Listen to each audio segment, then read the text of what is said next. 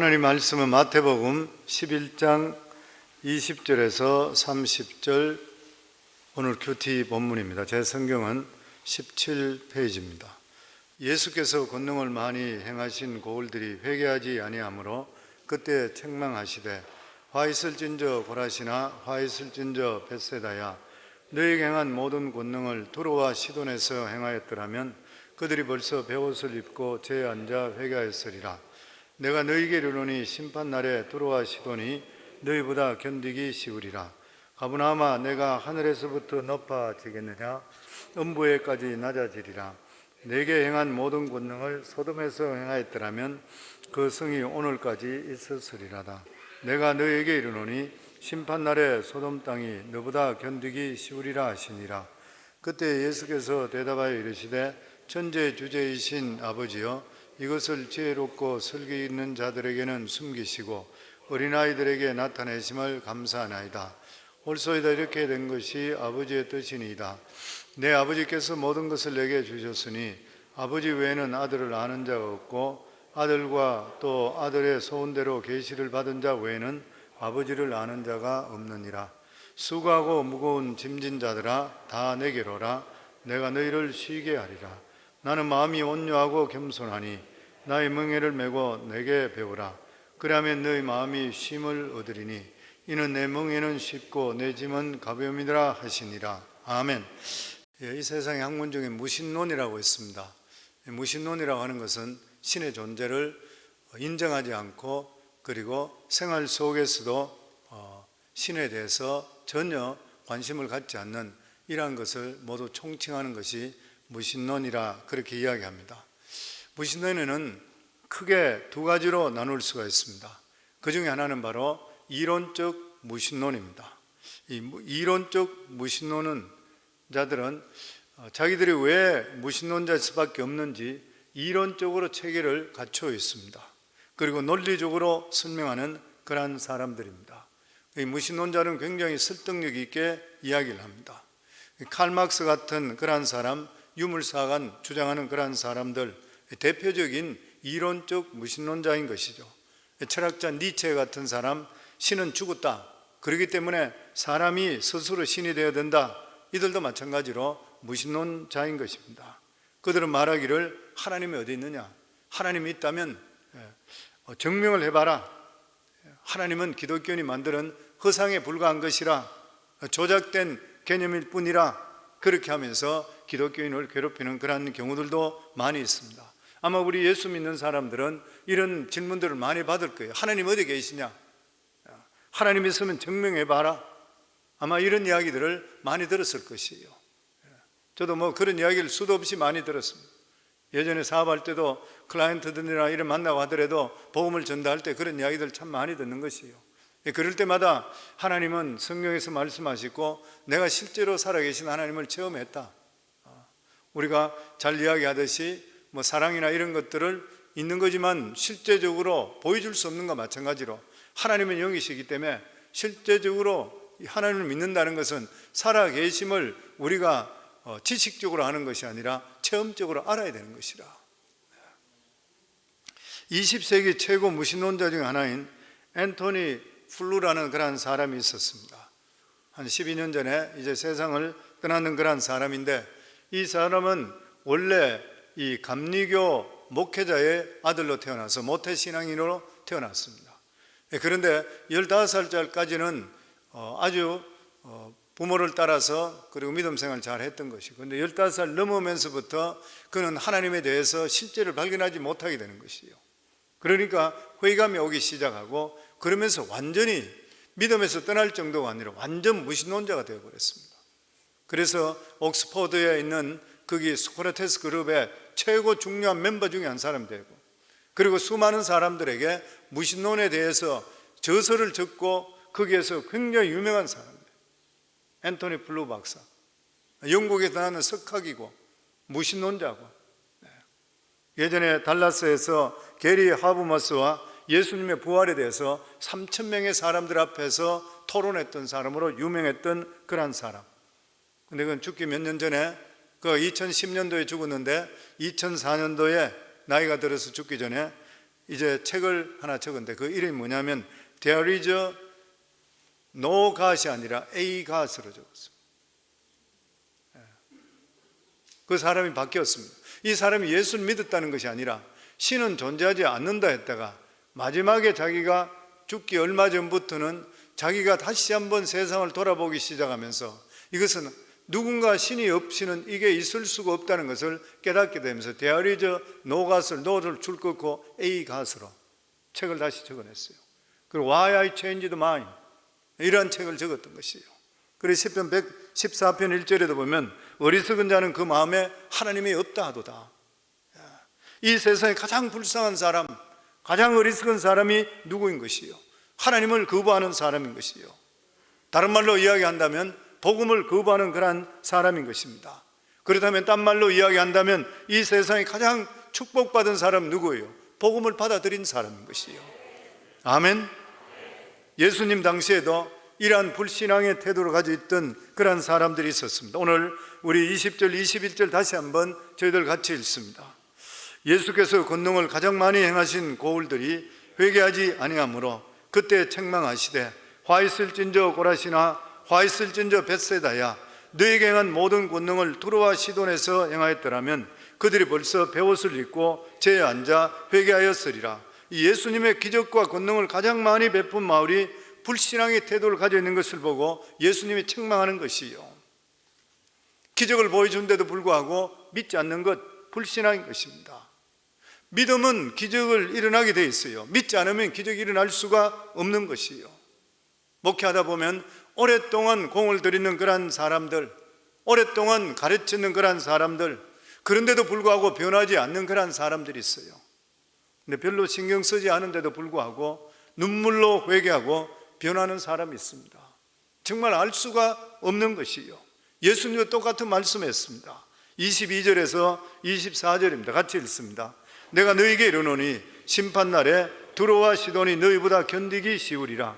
가버나움아 내가 하늘에까지 높아지겠느냐 음부에까지 낮아지리라. 내게 행한 모든 권능을 소돔에서 행하였더라면 그 성이 오늘까지 있었으리라. 내가 너희에게 이르노니 심판날에 소돔 땅이 너보다 견디기 쉬우리라 하시니라. 가버나움이 얼마나 주무대였었던 거예요, 예수님의 사역이. 그런데도 불구하고 이들은 예수님을 배척했던 것이요.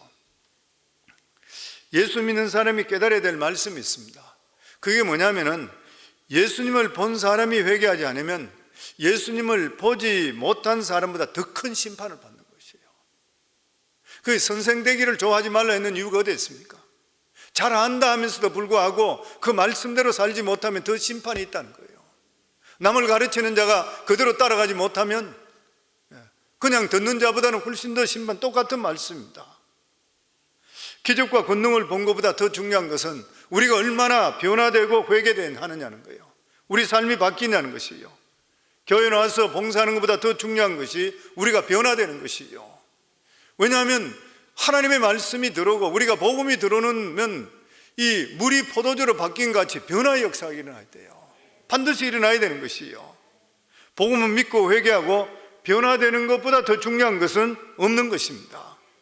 앞에 말씀드린 이 무신론의 또 다른 하나는 뭐냐면 실천적 무신론자라고 그래요. 하나는 이론적 무신론자요, 다른 하나는 실천적 무신론자 그래요. 실천적 무신론자 뭐냐면 겉으로는 하나님을 잘 믿는 것 같은데, 그렇게 말들은 잘하고 있는데, 오랫동안 하나님을 아는 것 같이 이야기하는데, 종교의식은 참여하고 있는데, 경건한 모습은 보이고 있는데, 실제로 살아가는 삶을 보면 하나님 없이 살아가는 것과 똑같은 삶을 사는 거예요. 이게 실천적인 무신론자인 것이요. 너무 쉽게 거짓말해요. 하나님이 보시지 않는 것과 같은 그런 삶을 상상을 초월하는 그런 삶을 살아가는 것이요. 악을 행하는 사람인 것이요. 자기 유익만 구하는 사람이요. 하나님 원하지 않는 그런 삶을 살고 있는 것이요.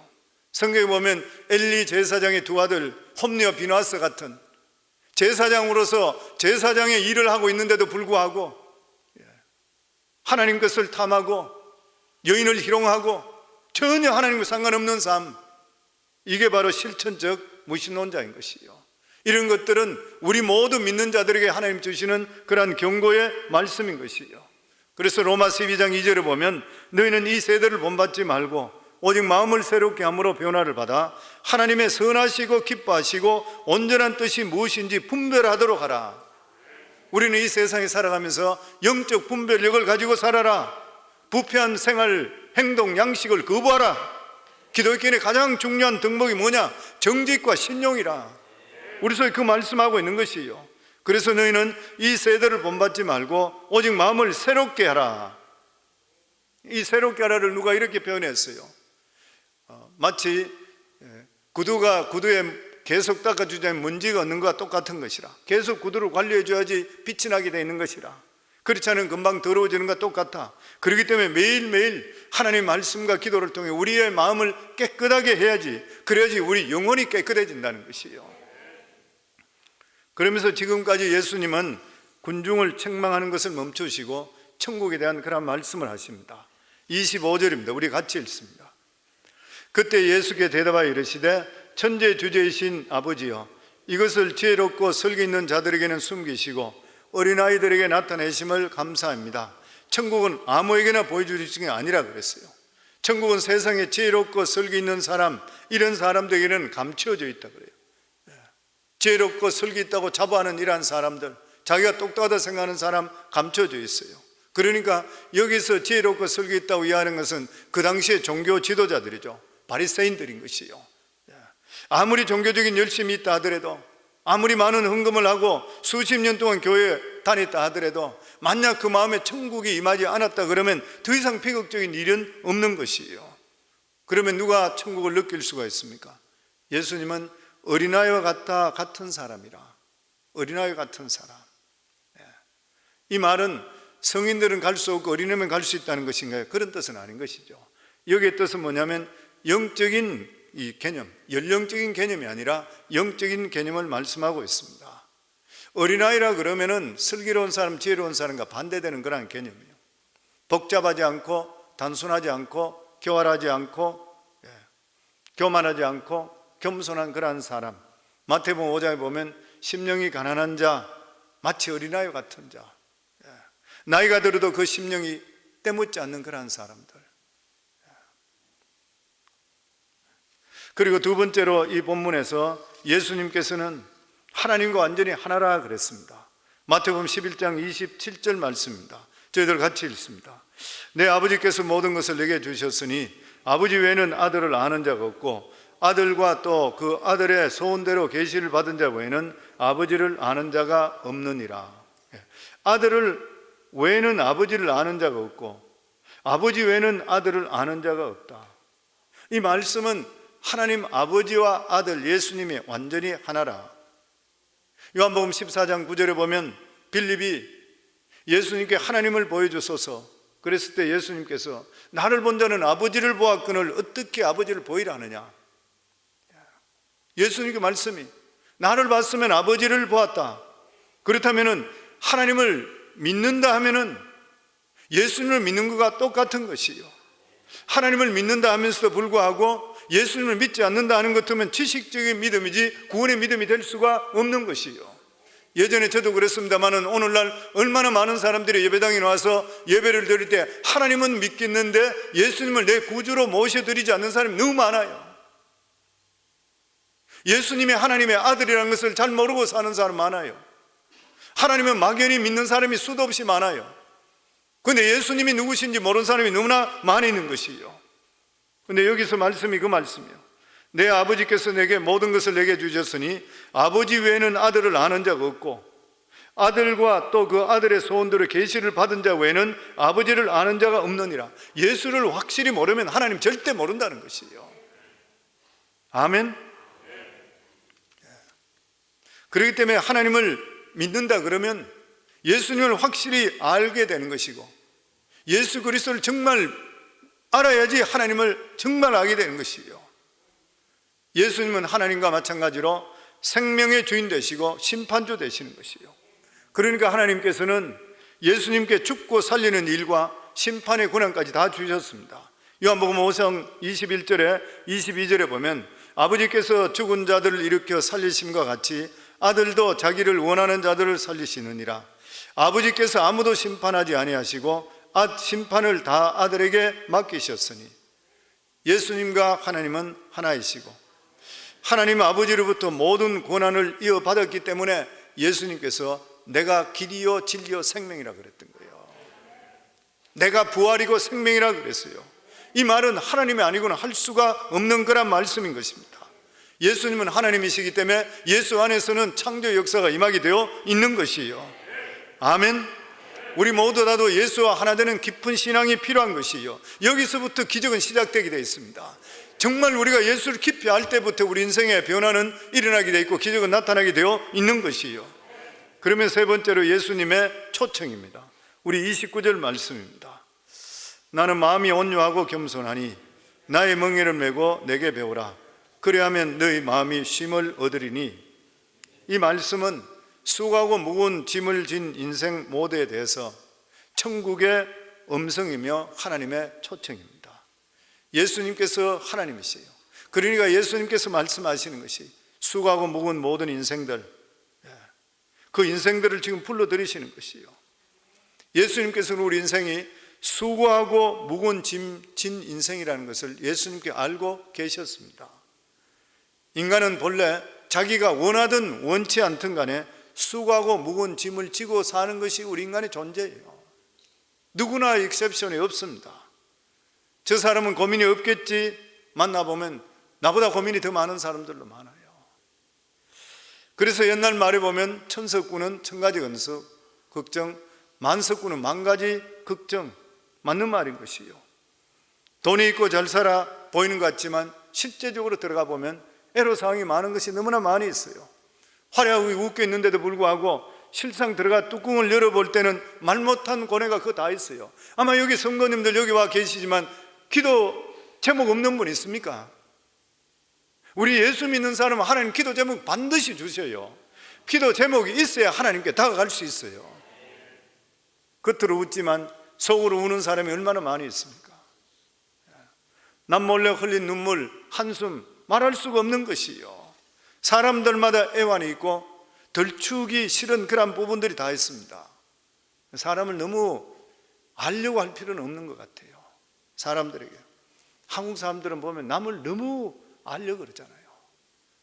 그리고 말들을 많이 하고 너무 남에 대해서 관심 갈 필요 없어요. 어려움이 있을 때 우리가 기도해 주기 위해서 이런 것들 모르지만 어쨌든 안에 속속 깊이까지 안에 들어가서 파내가지고 이야기하는 이런 건 참 좋은 일이 못 되는 일이거든요.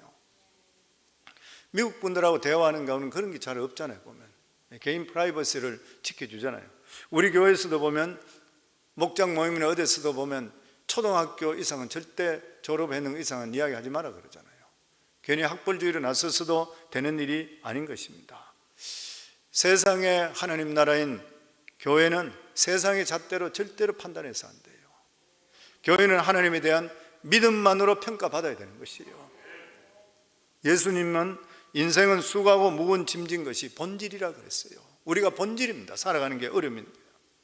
그래서 절망하는 인생을 향해 예수님께서 오늘도 두 팔을 벌리시고 누구든지 내게 오는 자는 안식을 주시겠다 말씀합니다. 다 내게로 오라. 내가 너희를 편히 쉬게 하리라. 이 말은 하나님이 아니고는 할 수가 없어요. 하나님이시기 때문에 할 수 있어요. 하나님의 초청이시고 약속입니다. 누구든지 하나님께 다가가면 하나님께서 우리 인생을 쉬게 만들어 주시고 평안을 우리에게 주시겠다는 것이에요. 여기서 중요한 두 가지 측면이 있습니다. 뭐냐면 첫 번째가 이 부름에는 보면 인간적인 측면이 있어요. 내가 나가야 돼. 내가 나가야 되는 것이에요. 다 내게로 오라. 안 가면 안 돼요. 오늘도 마찬가지로 은혜 받기 위해서는 예배당에 나오셔야 돼요. 우리가 뭐든지 간에 은혜 받기 위해서는 말씀을 봐야 되는 말씀을 봐야 되는 내가 해야 돼요. 가만히 있어 될 일은 결코 하는 것이요. 성경에도 구하라 그러면 주실 것이요, 찾으라 그러면 찾을 것이요, 두드리라 그러면 열릴 것이요. 가만히 있는 것이 아니라는 것이요. 신앙생활 절대 가만히 있는 것이 아니라고 하는 것이요. 우리 삶 속에 그냥 큐티나고 묵상이나고 움직이지 않는 이것이 아니에요. 내가 은혜를 삼하고 갈급한 그런 마음을 가질 수가 있어야 되는 것이에요. 하나님께서 우리에게 복을 주시기를 원하시는데 가만히 있는 것이 아니라 내게 나오라는 것이요. 천국의 법칙인 것입니다. 그리고 부르짖으라 그랬어요. 가만히 있지 말라 그랬던 것이요. 그렇게 할 때에 편히 쉬게 하리라. 이건 하나님이 하실 일입니다. 우리가 인간적인 측면으로 우리가 반응을 보이게 될 때 그 다음에는 하나님이 하시는 것이요, 쉰다는 말이 무엇이에요? 새롭게 한다는 것이요, 다시 살려주신다는 것이요, 지친 자에게 힘을 주신다는 그런 뜻인 것, 이게 바로 안식인 것입니다. 그러면서 29절에 안식을 얻는 구체적인 비결 두 가지 마지막으로 말씀합니다. 29절입니다. 나는 마음이 온유하고 겸손하니 나의 명예를 메고 내게 배우라. 그래하면 너희 마음이 쉼을 얻으리니. 예수님의 멍에를 지라는 거예요. 예수님 멍에를 지는 것이라. 무슨 말인 것이에요? 우리가 너무나 잘 알고 있는 이야기입니다. 중동 쪽에는 항상 새끼 소를 훈련시키기 위해서는 어미가 멍에를 짓는 그 안에 같이 큰 멍에 밑에 그 같이 들어가도록 해요. 그러면 새끼는 들어가서 멍에가 대기만 돼 있지 자기가 실제로 힘을 쓰는 거 아니에요. 어미가 다 밀고 가는 것이에요. 근데 안에 들어가는 것이에요. 그러니까 예수님 안에 들어가면 돼요. 다른 말이 뭐냐요? 예수님께 맡기기만 하면 돼요. 우리가 그냥 짊어졌는 것 같은데 예수님께 맡기시면 이 무거운 짐이 내가 짊어진 것 같은데 실제적으로는 그 무거운 짐은 주님께 짊어지시고 우리는 그 속에 들어가 약간 데이는 것밖에 없는 거예요. 이게 멍에를 짊어지는 것이에요. 그러면서 예수님께서 너는 내게 멍에를 지고 나의 멍에를 지고 내게 배우라 그랬어요. 예수님 배우라 무슨 말인 것이면 예수님이 하신 말씀과 행동 같은 걸 배우라는 것이에요. 예수님 말씀대로 온유하게 살아라는 것이요, 화내지 말라는 것이요, 기도하라는 것이요, 용서하라는 것이, 사랑하라는 것이요, 기뻐하라는 것이요, 이러한 예수님 말씀대로 살게 될 때에 우리 삶 속에 진정한 안식이 있다고 하는 것입니다. 사랑하는 귀한 성도님, 우리가 예수 믿고 믿음 안에서 주님 바라보고 은혜 속에 사는 만큼 더 귀한 축복 없잖아요. 우리가 이러한 믿음을 더욱더 유지하고 하나님이 주시는 이 큰 복을 받기 위해서 이러한 말씀대로 살아서 하나님이 주시는 이러한 귀한 크신 복을 누리며 살아가는 저와 여러분 다 되기를 주 이름으로 축원합니다.